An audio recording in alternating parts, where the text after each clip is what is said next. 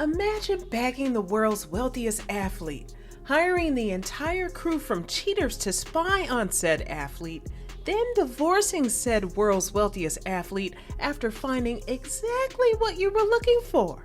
Well, for Juanita Vanoy, she doesn't have to imagine much at all since she not only lived it, but was forced to live it out in front of the entire world. Being the wife of number 23 surely comes with its trials and tribulations. You have the fans, the groupies, and the groupies, despite being a former groupie herself. More on that later. After tying the knot in 1989, Juanita made sure to keep her and Mike's relationship under wraps. But unfortunately, Michael's ongoing rotation of women and alleged side babies would overshadow anything Juanita had going on. Their once happy-go-lucky loving union had become a parody of itself and would transform into a messy lifetime thriller right before our very eyes.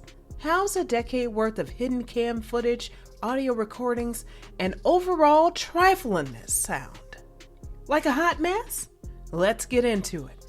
As much as we'd all love for any relationship to work out, there's one saying that has been regurgitated time and time again that you either do or don't agree with. Cheating is a rich man's sport. Probably triggered a few folks with that one, but don't shoot the messenger. When you have the comfortability, resources, and the money, you can get away with just about anything. And Bulls legend Michael Jordan exhausted every last bit of his resources. I mean, some people out here cheat for less, but that's between you and I. Also known as the creator of those sneakers y'all be losing your minds over ever since '85, Michael Jordan was hailed as the king of the courts, the other courts, since his days at the University of North Carolina and beyond his reign as championship icon for the Chicago Bulls and the Washington Wizards, creating a legacy for not only himself, but for transforming the NBA as we knew it and sneaker culture. Amidst his time dunking on his competitors and cashing in on his Jordan money, Michael found love in a hopeful place. Or should I say, his now ex-wife, Juanita Vanoy, was at the right place at the right time when she scored big time. Michael's points on the scoreboard was no match for Juanita's or his gambling addiction. When he laid eyes on his wife-to-be for the very first time, he just knew he hit the jackpot. She had style, she had flair, she was there, and that's how she became the groupie, and eventually the wifey.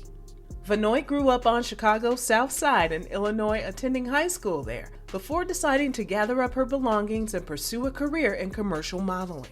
She worked as a personal mannequin for high-end brands for several years, appearing in advertisements and commercials for various companies, later working as an executive secretary for the American Bar Association. During this time, Jordan was a rising star, having just been drafted by the Bulls. Mike himself was also beginning to attract attention from advertisers and the media, and was quickly on the rise to become one of the most famous athletes in the world. While attending a Bulls game with a group of friends, Juanita went out on the town to a Bennigan's restaurant, where she was introduced to Michael by a mutual friend. She wasn't like the other girls who threw themselves in him. Juanita just had it like that, and had Mike doing all the chasing. Soon enough, the two started getting a little too close for comfort, and we later find out that Mike and Juanita were dating. Before we knew it, the two were engaged just 3 years later, but not before Juanita called in the legal team to send papers to Jordan after he knocked her up and wasn't claiming the baby. MJ was ignoring Juanita and that child baking in the oven to the point where Vanoy was left with no choice but to force him to pay attention via the courts. Yes, those courts. Well, soon enough, the test would determine, Michael, you are the father. This entire situation was not a good look for Jordan, who at the time was embarrassed that he had knocked someone up before marriage, as having children out of wedlock was seen as a big no-no during that time. He pleaded with the media to not disclose any information about his firstborn, Jeffrey Jordan, until after he got married. Media outlets and news blogs confirmed the bias years down the road in Jordan's documentary The Last Dance, stating how Michael told a couple of writers, "I would really appreciate it if you didn't put that in the newspaper." Well, his wish was their command. However, a few other sources did not give a rat's tail about no loyalty, respect, or privacy. The cat was out of the bag. although MJ's team did a great job keeping things very hidden. On September 2nd, 1989, Juanita and Michael hopped in the whip and traveled to Viva Las Vegas to finally elope at the Little White Chapel with over 500 guests in attendance, including many of Jordan's fellow NBA players and celebrities. Now officially Mr. and Mrs. Jordan, the newlyweds wasted no time expanding their family, welcoming their second son Marcus in 1990 and their only daughter together, Jasmine, in 1992. Mr. 23 was often portrayed as the perfect family man, his little family of four sharing the spotlight in all of his victorious wins, NBA press interviews, and highlights. His wife decided to take the back seat in the Jordan show, playing submissive housewife. In short, the two were a dream team. Mike, the world's greatest athlete, and Juanita, the supportive, classy mama, appearing in wholesome Calvin Klein commercials with her hubby and attending to her kids' needs. However, everything is not what it seems, and we know for certain not everything that glitters is gold. Their relationship was goals in public, but behind the scenes, talk about a whirlwind of drama on top of drama. A good 17 years worth, might I add. While their marriage was initially considered a fairy tale, rumors of marital problems began to surface in the mid-90s, and in true Jordan fashion, he desperately attempted to keep it all under the covers. But in true media fashion, they couldn't care less. Gambling, financial disagreements, his busy work schedule, and infidelity being amongst the few of many contributors that led to the end of the Jordan union not once, but twice. Once in 2002 and the final in 2006. Despite these issues, Jordan and Vanoy remained together for almost 2 decades, 17 years to be exact, but just a few short months into their marriage, entanglement rumors had begun. Carla Knopfel. Ring a bell? The struggle singer and hopeless entertainer began entertaining Michael and vice versa, which would last for several years. According to documents obtained by the Chicago Tribune, supposedly Michael was being a hoe bag and had the audacity to tell his little mistress that his real wife was nothing more than the help. A business arrangement even. In short, she was just for show. A cover-up to protect his good man husband image, while he was really sneaking and deaking on the low. The whole time he and Carla were together, he was paying her $250,000 to keep it hush-hush, which she did for quite a while. Remember, Mike had a reputation to uphold, telling Playboy magazine that he loved being married. It matured him and let him tell it being married came with many advantages, not catching infections being one of them. I'll pause while you gather your eyeballs from behind the couch. Nevertheless, he was determined to make his marriage work. His ongoing career and schedule often interrupted any plans he made with Juanita, and Juanita often said she was the one who had to be the villain sometimes, turning down Bulls fans, media, press, you name it. If she didn't say no, then who would? Definitely wasn't going to be Mike. He wanted to make more time for his wife and children, and in 1993 thought of the perfect idea to do so, opening a restaurant, Michael Jordan Steakhouse, in Juanita's native city of Chicago during the midst of his career. A multi-leveled building, he made sure to reserve the top floor for only him and his family. Being the top athlete in the world at the time, Michael often didn't desire to go out whenever he did have the downtime, so the restaurant served as just one of a few outlets he gave his family his undivided attention. Shortly after, trouble would strike and Michael's father would tragically pass away after being robbed and carjacked, leaving him devastated. Basketball would be put on the back burner for a while, retiring altogether in favor of a short-lived Major League Baseball career.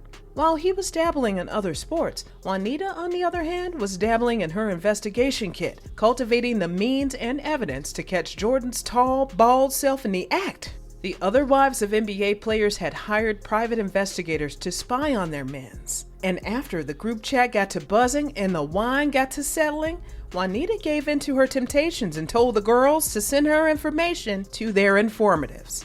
Taking the saying, mind the business that pays you, to a whole new meaning, the professional nosy crew were working overtime. 10 years to be exact. According to the New York Post, Michael was followed traveling from Chicago to Florida and caught with at least 6 different women in between. That'll do it.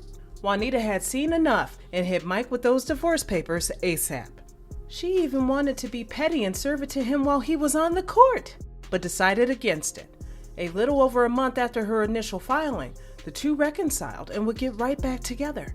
Unfortunately, this didn't stop the suspicions or the cheating. A second investigator, Ernie Rizzo, would be hired. On top of being watched harder than an immigrant suspect on the FBI's most wanted list, Michael was busy keeping Carla quiet. That little $250,000 wasn't enough to keep those loose lips quiet. The cat was soon let out of the bag, and Juanita yet again started back at one. No thanks to Brian McKnight. Divorce bells would come ringing in 2006 and wouldn't be finalized until 2007. She didn't care how much money he had. Juanita wasn't about to sit idle and be disrespected while her husband was doing him and every woman who looked his way. There was no prenup involved. There was, however, a postnup. After everything was all said and done, Juanita walked away with 3 of Michael Jordan's babies and $168 million, making their divorce one of the highest divorce payouts in history. Things weren't cooling on Michael's end. An old fling, Carla, had come back around trying to pin a baby on him. She was also demanding $5 million, which of course she didn't get, and it'd be revealed that her biracial baby was none of Jordan's. Try again, Carla. Following her attempt at cashing in, other women popped up to let us know that they too were on the receiving end of deadbeat baby daddy syndrome. One being Lisa Ann Maselli, who had been following MJ for a while before finally deciding to speak up, and we don't know what for since her case was dismissed expeditiously. Mike made sure to get a whole restraining order against her. Another woman, Pamela Smith, also accused him of being the father to her then 16-year-old son, which, as you'd expect, the test determined that was a lie, and Smith wound up paying legal fees for wasting everyone's time. Juanita Vanoy hasn't been in the spotlight much since she and Michael's divorce, preferring to live a subtle, quiet life in Chicago with their 3 kids and that $4.7 million mansion they reside in. She often enjoys spending her time doing yoga, collecting art, and being a loving and devoted mother. She and Michael still speak, but for the most part, it's only to discuss their children. Giving an interview with the Chicago business website, Juanita insists that she's in a good place. She was even offered a $500 million deal to do reality TV, but decided against it. Since getting her real estate license, Vanoy has opened up a few businesses and made sure to keep her license active. She's created a nonprofit Chicago-based organization that mentors teen girls and honestly seems to be enjoying life as a mom. She's been single ever since. Michael, on the other hand, has been married to Cuban model Yvette Prieto since 2013, and the two welcomed twin girls, Victoria and Isabel, in 2014. Would you have pulled a Juanita and hired the actual help to investigate your billionaire cheating spouse? How do you feel about Michael getting married yet again? Let us know your thoughts and opinions down below in the comments, and stay tuned for more true celebrity stories.